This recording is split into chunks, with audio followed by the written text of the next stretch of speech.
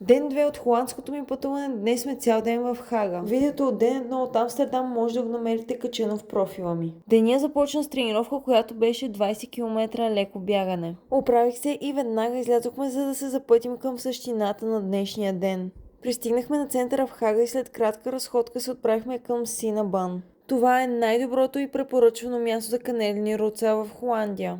Взехме си синеман рол с бисков и честно да си призная, никога до сега не бях яла подобно нещо. Имах огромни очаквания и наистина да, беше много вкусно.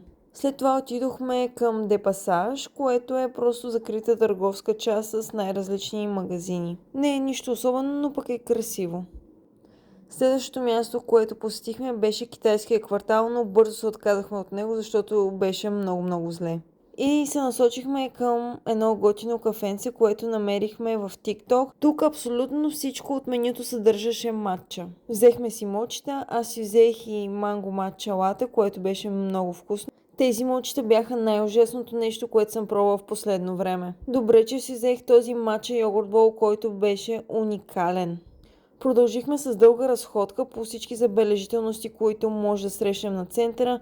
Минахме двореца, каналите и всичко интересно общо взето, което може да се види. Тук станахме свидетели и на един малък протест и задържане на някакви хора. Между другото, Хага е един от най-красивите холандски градове и честно казано повече ми харесва от Амстердам. А тук бяхме до двореца на мира. Следващата ни спирка беше плажа, а по-точно Шефининген. Направихме най-голямата грешка да минем по този мост, който ви показвам, защото имаше ужасен вятър, но в края му се намираше това виенско колело, което си заслужаваше определено да се качим. Гледката от него беше невероятна. Това беше всичко за този ден. Последите ме за ден 3, който ще бъде от Роттердам.